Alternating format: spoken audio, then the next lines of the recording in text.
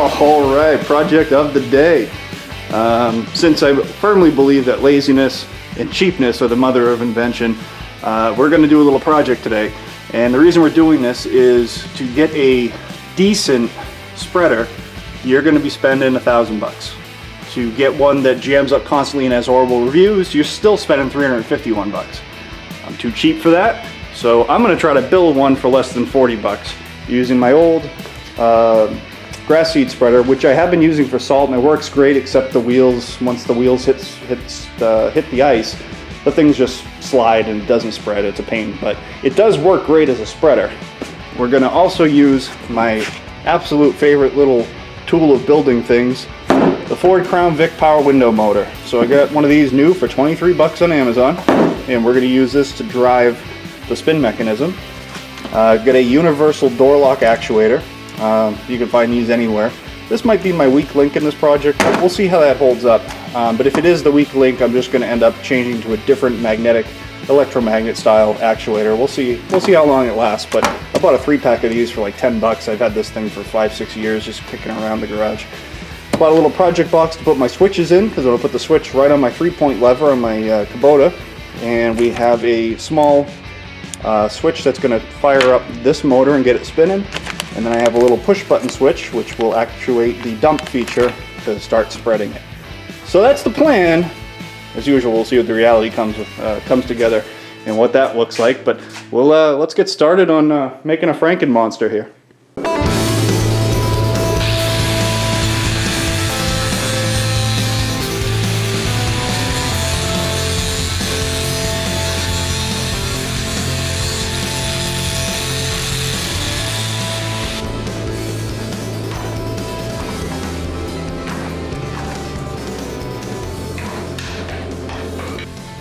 Alright, so what I did is I removed the drive gear from the window motor, which is right here, and the easiest way of connecting this, I think, is going to be to take the axle.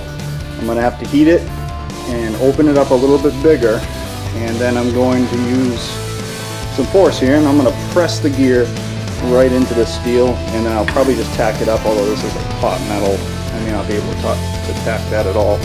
But at any rate, if I can get that pressed in there while this thing's glowing red, it'll shrink up nicely and mate them together. So let's give that a shot.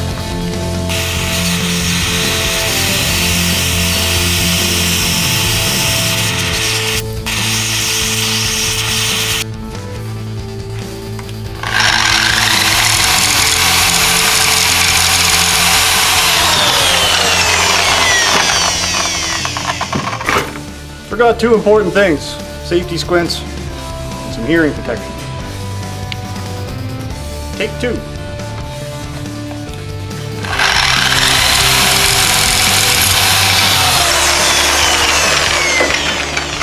Guess that wasn't that tight. Take 3.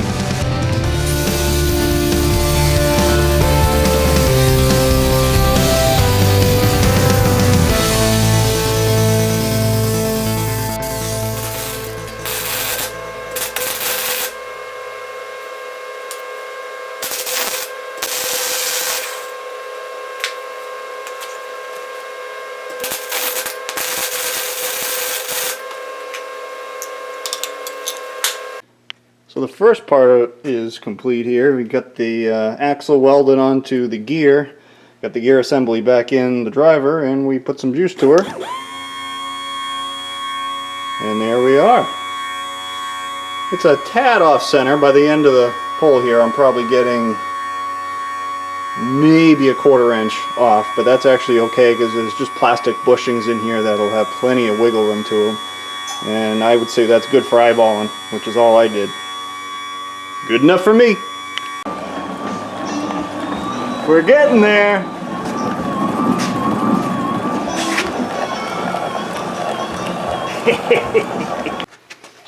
Alright, so now I'm going to try to mount this actuator.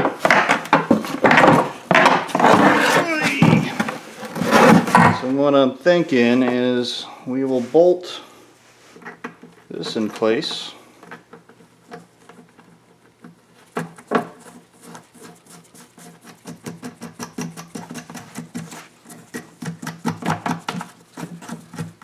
fine threads.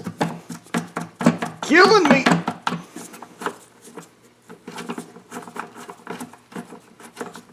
So I can use this little point as an anchor. That'll stay pretty stable. Probably should throw a wrench on that. I'll use the nut rounders for now.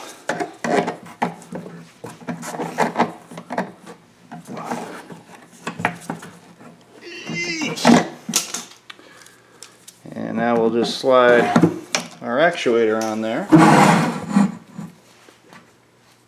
And I don't have any lock nuts, so I'll just end up doubling up on these guys, because I want this to be able to swing and pivot since it's not directly over the line of travel. But for right now, this will give you at least an idea of what it'll do.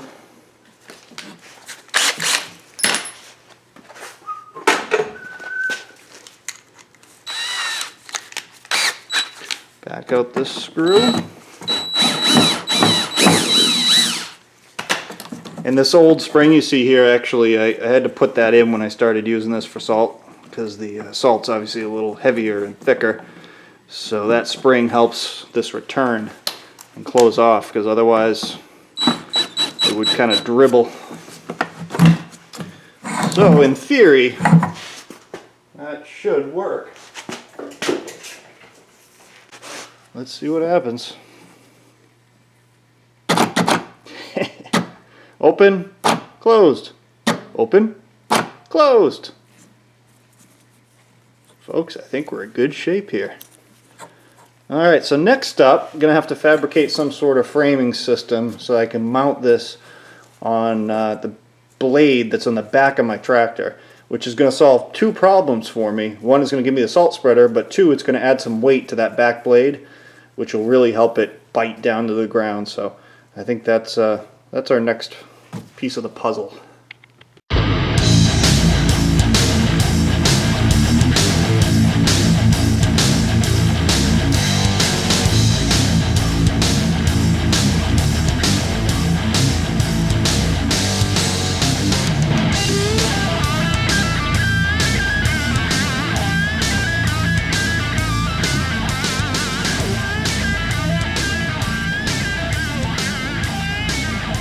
So the mounts are all done, and unbelievably I was able to just use all the original metal for the handles, and I didn't even have to, obviously didn't have to buy anything, but didn't even have to dip into my own stock for stuff. So just kind of reversed the way everything went, and that gives me perfect clearance with my blade, so I can still pick up my blade, spin it around, access the pin, and this hangs just a hair off the back of the blade. The goal here is to get it as far away from the machine as possible so I don't fling any salt on the tractor. And I think this is going to work out nice. So I'm going to build a little aluminum shield here just to be safe and make sure it stays backwards. But it's really rigid, solid, and it looks good. So next step is going to be on to some of the wiring. So I'm going to get my control switch box set up, and then we'll run some wiring up into the cab. And yeah. Ooh.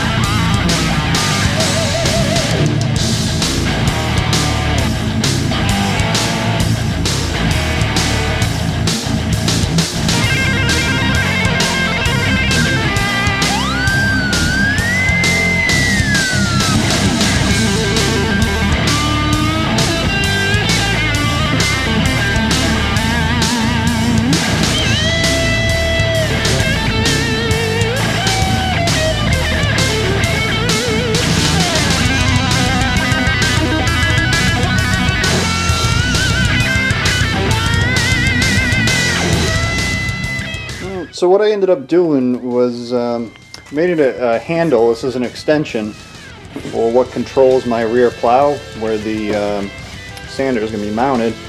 So this just slides right onto the factory nub, and I mounted up my switch panel so that I've got kind of thumb control over turning on the, hard to do with holding the camera, over turning on the spreader and then actually shooting out the salt. So I think that's pretty cool. And lumen up the wires now, and next step is to get under the tractor and run the wires. Worst part of the job. Okay, so if you can get past the horrific paint job, I just had a little bit of orange paint left, so I just gave it a quick hit, mostly to keep it from rusting where I was doing some welding. But it's on there, and it's wired, and it works. Well, I don't know if it works for sure yet, but we're going to do that next. So I just ran a little split loom cable here. I got one common and two positives to drive each motor. I still retain the factory setting for how much, how much can drop at a time. And if we get into the cab,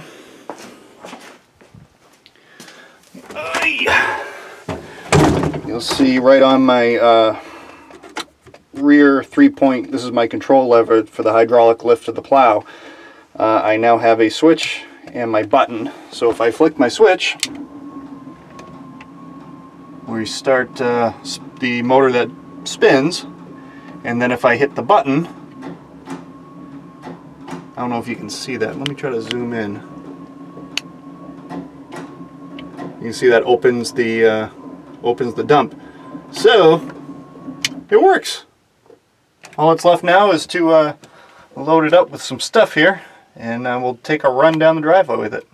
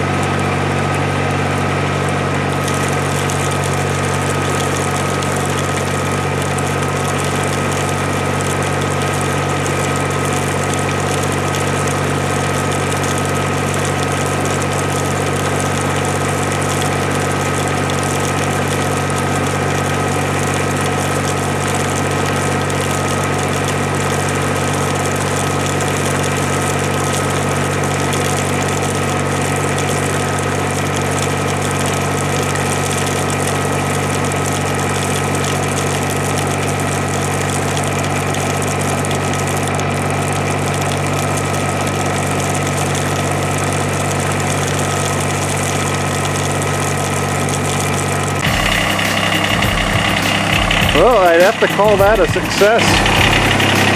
Works pretty damn good.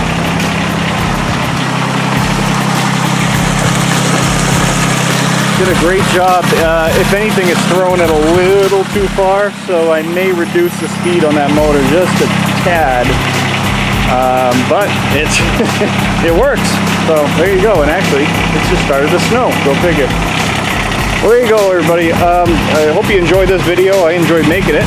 And if you have any questions, comments, concerns, or criticisms, as always, feel free to throw them down in the comment section. If you like this type of video, please hit like and subscribe. I very much appreciate it. Otherwise, have a great night.